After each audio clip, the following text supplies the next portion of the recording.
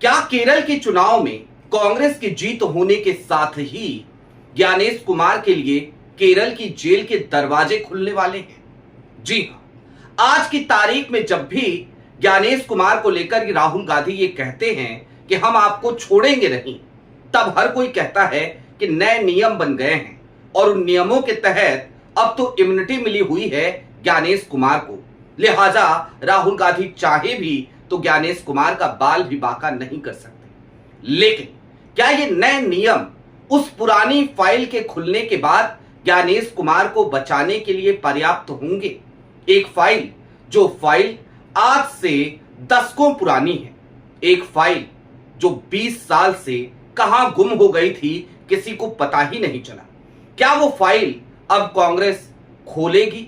एक ऐसी फाइल जिसमें किसी ने एक आखिरी चिट्ठी लिखी थी, एक ऐसे व्यक्ति ने जो इस देश का नागरिक भी नहीं था, एक ऐसा व्यक्ति जो करप्शन का शिकार हुआ और जिसकी वजह से उसने अपनी जान दे दी।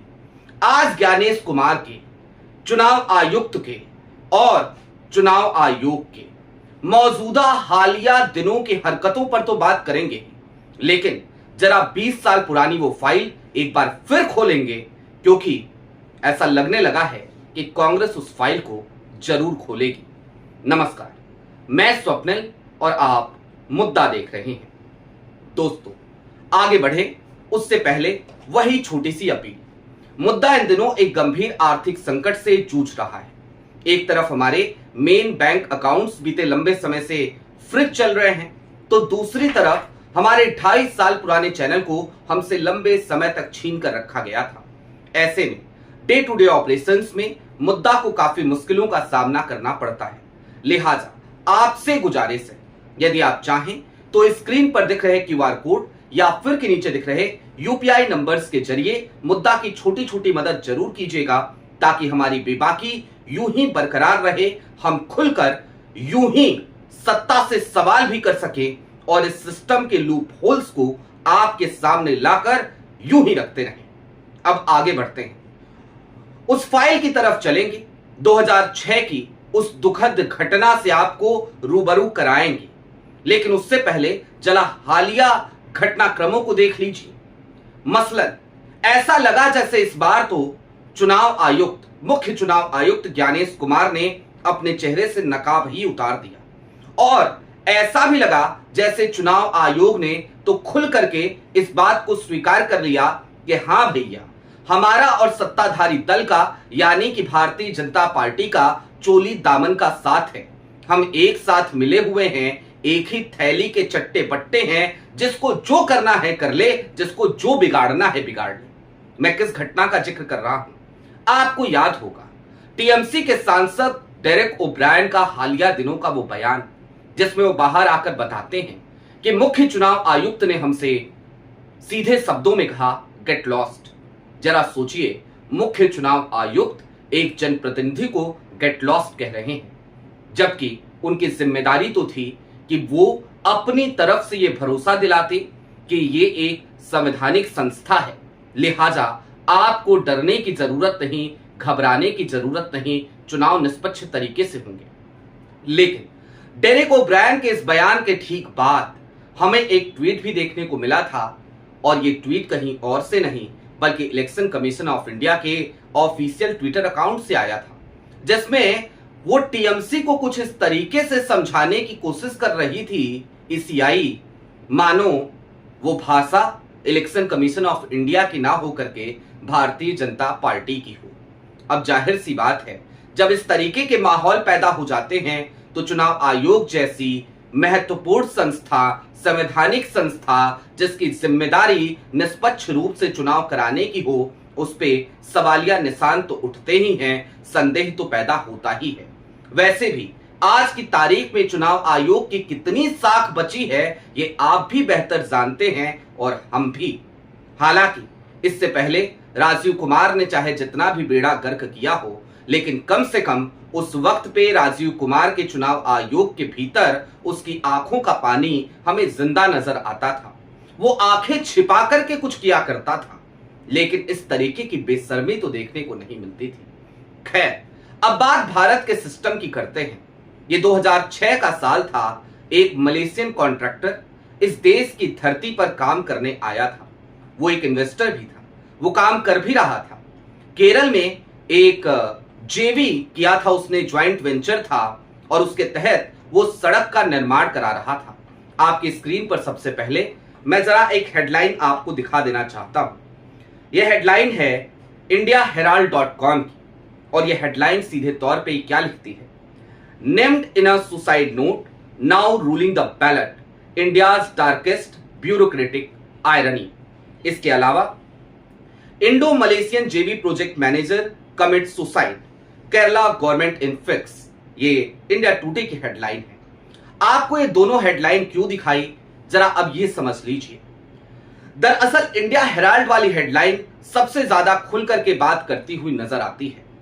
जी हां, यह हेडलाइन 2025 में छपी थी, 2006 के उसी केस को लेकर, और यह हेडलाइन उस पूरी कहानी को बयां कर रही थी, बता भी रही थी कि देखिए कैसे वो फाइल गायब हो गई, कैसे उस केस का कुछ पता ही नहीं चला। 2006 का ये वही साल था जब पीडब्ल्यूडी सेक्रेटरी हुआ करते थे केरल में ज्ञानेश कुमार। आप सभी को बेहतर तरीके से पता ही होगा कि ज्ञानेश कुमार केरल काडर के ही आईएएस अधिकारी थे।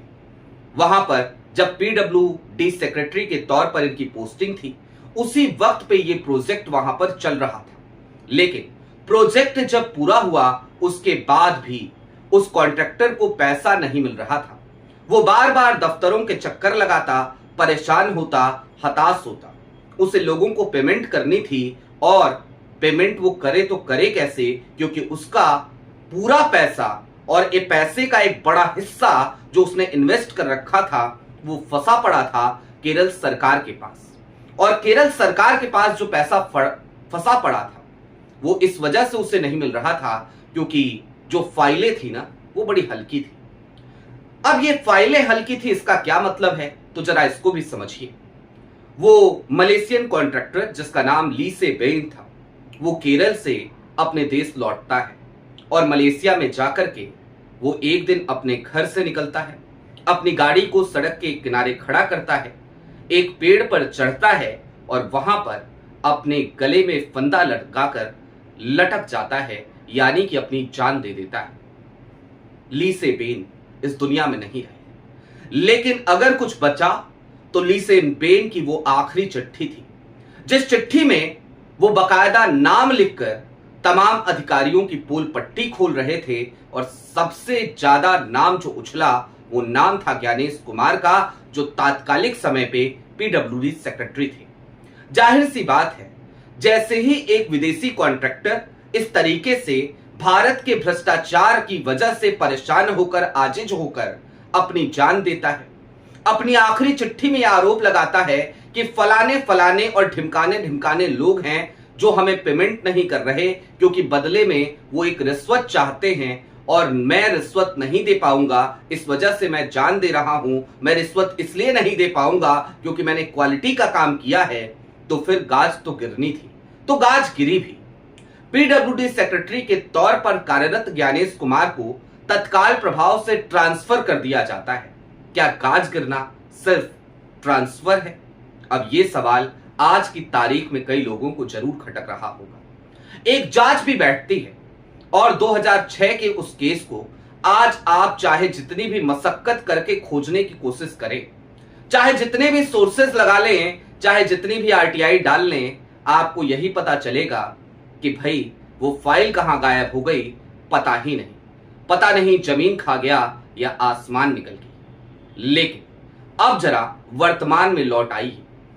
वो फाइल गुम जरूर हुई, लेकिन ली से बेन के साथ न्याय नहीं हो सका और ज्ञानेश कुमार 20 साल बाद आज की तारीख में इस देश की सबसे बड़ी कुर्सी पर बैठे हैं, संवैधानिक संस्था की, चुनाव आयोग की। यानी कि कुल मिलाकर इस बात को समझिए कि एक तरफ ली से बेन उनकी रूह न्याय का इंतजार करती रही, तो दूसरी तरफ ज्ञानेश कुमार सने सने सफलता की सीढ़ियां चढ़ते हुए पहले देश के गृह मंत्री अमित शाह के खासम खास बने, सहकारिता मंत्रालय में बतौर सचिव काम किया और आज की तारीख में शाह साहब के लाडले, आंखों के दुलारे तारे वो अब देश के मुख्य चुनाव आयुक्त हैं। एक ऐसे मुख्य चुनाव आयुक्त जो बार बार विपक्ष को आंखें दिखाते हैं, जो बार बार विपक्ष से सवाल करते नजर आते हैं और जो बार बार विपक्ष पे तंज कसते नजर आते हैं। विपक्ष के हर सवाल का माखौल भी बनाते हैं, लेकिन विपक्ष भी तो विपक्ष ही है ना। विपक्ष भी सहेगा तो कब तक सहेगा। अब मैंने क्यों कहा कि केरल वाली ये फाइल बड़ी भारी पड़ने वाली है। अब जरा चलते चलते उन नए नियमों का भी जिक्र कर लिया जाए तो बेहतर होगा। नए नियम जरूर बनाए गए, इम्यूनिटी जरूर दी गई, लेकिन ये इम्यूनिटी क्या कहती है जानते हैं? ये इम्यूनिटी ये कहती है कि बतौर मुख्य चुनाव आयुक्त या फिर कि बतौर चुनाव आयुक्त लिए गए अपने कार्यकाल के दौरान किसी भी फैसले की वजह से कोई भी मुकदमा दर्ज नहीं किया जा सकता मुख्य चुनाव आयुक्त या फिर कि चुनाव आयुक्तों पर। यानी कि जिस वक्त पे ज्ञानेश कुमार चुनाव आयोग ज्वाइन करते हैं उस दिन से लेकर के आज तक जो भी वो फैसले ले रहे हैं उस फैसले को चैलेंज नहीं किया जा सकता। उस फैसले को चैलेंज तो किया जा सकता है, लेकिन उसके लिए ज्ञानेश कुमार को कोई सजा नहीं दी जा सकती। जाहिर सी बात है, यहां पर तो इम्यूनिटी मिली ही हुई है। लेकिन व्हाट अबाउट केरला? और आज की तारीख में आप सबको पता है कांग्रेस केरल में जीत के मुहाने पर खड़ी है। राहुल गांधी बार बार कहते हैं किसी को भी छोड़ा नहीं जाएगा, तो जाहिर सी बात है केरल में ही दबी वो फाइल आज की तारीख में ज्ञानेश कुमार का सरदर्द बढ़ाने के लिए काफी है। अगर राहुल गांधी चाहें तो केरल में जीत हासिल करने के बाद वो उस फाइल को खुलवा सकते हैं। अगर राहुल गांधी चाहें तो उस फाइल की बदौलत वो कटघरे में ज्ञानेश कुमार को खड़ा भी करवा सकते हैं, और अगर राहुल गांधी चाहे और दोष साबित होता है, सिद्ध होता है ज्ञानेश कुमार का, तो उनको सजा भी दिलवा सकते हैं। यानी कि ये मौजूदा चुनाव 5 राज्यों के, इनमें आज की तारीख में केरल का चुनाव सबसे बड़ा सरदर्द है ज्ञानेश कुमार के लिए, क्योंकि अगर वहां कांग्रेस जीतती है तो फिर मुश्किलें ज्ञानेश कुमार की आपको बढ़ती हुई नजर आएंगी। आपकी क्या राय है वो हमें कमेंट बॉक्स में जरूर बताइएगा। अभी के लिए दीजिए इजाजत। चलते चलते फिर वही अपील, चैनल पे नए हो तो सब्सक्राइब करते हुए जाइएगा, सक्षम हो तो मुद्दा की छोटी छोटी मदद जरूर कीजिएगा, ताकि हम लगातार अपनी बेबाकी को यूं ही बरकरार रख सकें उस वक्त पे जब हमारे तमाम हौसलों को तोड़ने की कोशिशें लगातार जारी हैं, जब हम आर्थिक रूप से लगातार एक गंभीर संकट का सामना कर रहे हैं, लेकिन फिर भी आपकी मोहब्बत, आपके भरोसे, आपकी दी हुई ताकत और आपके दिए हुए हौसले की बदौलत बोले जा रहे हैं। बहुत शुक्रिया।